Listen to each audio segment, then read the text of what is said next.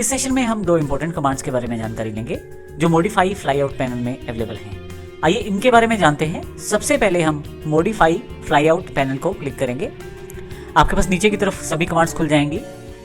यहाँ हमारे पास दो इंपॉर्टेंट कमांड्स हैं। सबसे पहले ब्रेक। यदि आप किसी ऑब्जेक्ट को 2 पॉइंटों से ब्रेक करना चाहते हैं तो आप ब्रेक कमांड का इस्तेमाल कर सकते हैं। जैसे नीचे एग्जांपल में एक सिंपल लाइन दिखाई गई है, डॉटेड जो है। इस डॉटेड लाइन का पहला पॉइंट 1 नंबर पे है और दूसरा पॉइंट 2 नंबर पे है। परंतु जैसे ही आप दूसरा पॉइंट सेलेक्ट करते हैं, नीचे की तरह आपके पास लाइन अवेलेबल हो जाएगी, बीच वाला पार्ट जो है वहां से हट जाएगा। तो इस तरह से ब्रेक से आप किसी भी ऑब्जेक्ट को 2 पॉइंट्स के बीच में बांट सकते हैं या उन्हें हटा सकते हैं। आइए इसको एग्जाम्पल के रूप में देखते हैं ताकि हम इसे अच्छी तरह से समझ पाएं। सबसे पहले इसको समझने के लिए हम एक सिंपल लाइन का एग्जाम्पल लेते हैं। मैं यहाँ से एक सिंपल लाइन ले लेता हूँ और एंटर कर देता हूँ। इस लाइन को मुझे 2 पार्ट्स में डिवाइड करना है। इस लाइन के ऊपर मुझे ब्रेक कमांड को यूज करना है। तो मैं सबसे पहले ब्रेक कमांड को सिलेक्ट करूंगा और इस ऑब्जेक्ट को सिलेक्ट करूंगा। ध्यान रखिएगा, जहां भी आप पहली बार क्लिक करेंगे वो पहला पॉइंट भी माना जाएगा। आप देखेंगे प्रीव्यू में कुछ इस तरह से यहाँ पे जहां मैंने क्लिक किया है, यदि लेफ्ट साइड की तरफ जाएं तो लेफ्ट साइड और राइट साइड की तरफ जाएं तो राइट साइड दूसरा पॉइंट आप डिटेक्ट कर सकते हैं या दूसरा पॉइंट का प्रीव्यू देख सकते हैं। क्योंकि मैंने अभी दोबारा क्लिक नहीं किया है तो दूसरा पॉइंट स्पेसिफाई नहीं किया है। यहाँ मिड पॉइंट पे आके मैं दोबारा क्लिक करता हूँ तो पहले और दूसरे पॉइंट के बीच में एक गैप अवेलेबल हो जाता है और इस तरह से ये लाइन ब्रेक हो जाती है। ये दोनों लाइनें अब सेपरेट हैं। ये लाइन अब 2 लाइंस में डिवाइड हो चुकी है जो दोनों सेपरेट हैं, कुछ इस तरह से। तो इस तरह से आप आसानी से ब्रेक कमांड का यूज कर सकते हैं। इसका प्रयोग हम सर्कल पर भी कर सकते हैं। मैं यहाँ सर्कल ड्रॉ कर लेता हूँ एक, फिर से मॉडिफाई पैनल, ब्रेक कमांड को चुन लेता हूँ। ध्यान रखिएगा, जहां भी आप पहली बार क्लिक करेंगे उसका पहला पॉइंट माना जाएगा। उसके पश्चात देखिए यहाँ प्रीव्यू के रूप में जहां पर मैं जाकर दूसरा क्लिक करूंगा वो दूसरा पॉइंट माना जाएगा। अभी देखिए यहाँ प्रीव्यू में आपके पास दिखाया जा रहा है कि अगर आप दूसरा पॉइंट क्लिक करें तो कितना बाकी सर्कल आपके पास अवेलेबल रह जाएगा। मैं इस क्वाड्रेंट पे जाकर क्लिक कर देता हूँ तो अब देखें आपके पास सर्कल जो है वो आर्क शेप में कन्वर्ट हो गई है और बीच का जो हिस्सा है वो वहां से इरेज हो गया है। यहाँ एक इंपॉर्टेंट बात और देखते हैं हम यहाँ से।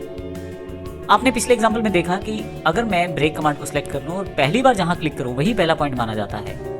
लेकिन मैं चाहूं तो यहां इसको सिलेक्ट करने के पश्चात राइट क्लिक कर सकता हूं और फर्स्ट पॉइंट का दोबारा चुनाव कर सकता हूं। अब मैं अपनी मर्जी से फर्स्ट पॉइंट चुन लेता हूं और यहां से सेकंड पॉइंट चुन लेता हूं। तो देखिए इस तरह से मैं आसानी से ब्रेक कमांड का प्रयोग कर सकता हूं सर्कल के ऊपर और फर्स्ट पॉइंट अपने अनुसार ऐड कर सकता हूं। हालांकि यदि आप फर्स्ट पॉइंट नहीं बताएंगे तो पहली बार जहां क्लिक करेंगे उसी को फर्स्ट पॉइंट माना जाएगा। आइए हम इसको एक रेक्टेंगुलर पर भी करके देखते हैं। मैंने एक रेक्टेंगुलर ड्रॉ कर लिया है। अब मैं यहाँ पे फिर से ब्रेक कमांड सेलेक्ट करता हूँ और मैं यहाँ से ऑब्जेक्ट सेलेक्ट कर लेता हूँ जो मेरे पास रेक्टेंगुलर है। अब जहाँ पहली बार क्लिक किया गया है उसे पहला पॉइंट माना गया है। आप इस पॉइंट को चेंज कर सकते हैं, राइट क्लिक करें, फर्स्ट पॉइंट का चुनाव करें। जो भी पॉइंट आप पहला चुनना चाहते हैं वो आपका पहला पॉइंट माना जाएगा और मैं इसको यहाँ तक सेकंड पॉइंट में कन्वर्ट कर देता हूँ। अब आप देखें तो आपके पास रेक्टेंगुलर का वो एरिया जो बीच वाला है उसे हटा दिया गया है। तो इस तरह से आप किसी भी ऑब्जेक्ट को ब्रेक कर सकते हैं और अपने अनुसार दोनों पॉइंट्स को स्पेसिफाई करके आसानी से बीच का एरिया इरेज कर सकते हैं। आइए हम इसी के साथ जुड़ी एक कमांड को और इस सेशन में देखेंगे। मॉडिफाई पैनल में ही हमारे पास एक कमांड और है, ब्रेक एट पॉइंट। यहाँ पे ब्रेक एंड पॉइंट थोड़ी सी डिफरेंट है ब्रेक कमांड से, क्योंकि यहाँ ब्रेक एंड पॉइंट का अर्थ किसी चीज को इरेज करने से नहीं है, केवल 2 भागों में बांटने से है। ध्यान रखिएगा, यहाँ पे आपके पास जो वैलिड ऑब्जेक्ट हैं जिन पे ये कमांड कार्य करती है वो लाइंस, पॉलीलाइंस, आर्क्स हैं। क्लोज ऑब्जेक्ट जैसे सर्कल है उस पे ये कार्य नहीं करती या एलिप्स है। तो आइए देखते हैं इसको एग्जांपल के रूप में किस प्रकार से हम प्रयोग कर सकते हैं। सबसे पहले मैं एक सिंपल लाइन ले लेता हूँ और ड्रॉ कर लेता हूँ, एंटर करके स्पेसिफाई कर देता हूँ लाइन। अब मैं यहाँ से मॉडिफाई पैनल में से ब्रेक एट पॉइंट को सिलेक्ट कर लेता हूँ। अब जहाँ पे मैं ऑब्जेक्ट पे क्लिक करूंगा वहां पे फर्स्ट पॉइंट में स्पेसिफाई कर सकता हूँ। अब आप देखें आपके पास 2 हिस्से डिवाइड हो गए हैं, एक हिस्सा राइट हैंड साइड की तरफ, एक हिस्सा लेफ्ट हैंड साइड की तरफ। और यदि आप इनको क्लिक करें तो ये अलग लाइन बन गई है और ये अलग लाइन बन गई है।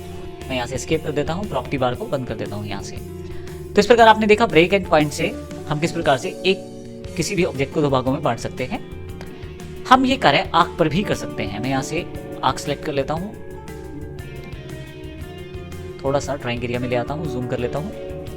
यहाँ से मैं ब्रेक एंड पॉइंट को सिलेक्ट करता हूँ और फाइनली पहले ऑब्जेक्ट को सिलेक्ट करता हूँ। फर्स्ट पॉइंट मुझे सिलेक्ट करके बताना है। फाइनली मेरे पास ये 2 पार्ट्स में कन्वर्ट हो चुका है। पहला पार्ट ये है और दूसरा पार्ट ये है। एस्केप करके यदि आप किसी पर्टिकुलर पार्ट को सिलेक्ट करना चाहें तो कर सकते हैं। और आप चाहें तो इसको लग भी कर सकते हैं। तो इस तरह से ब्रेक एट पॉइंट का प्रयोग किया जा सकता है।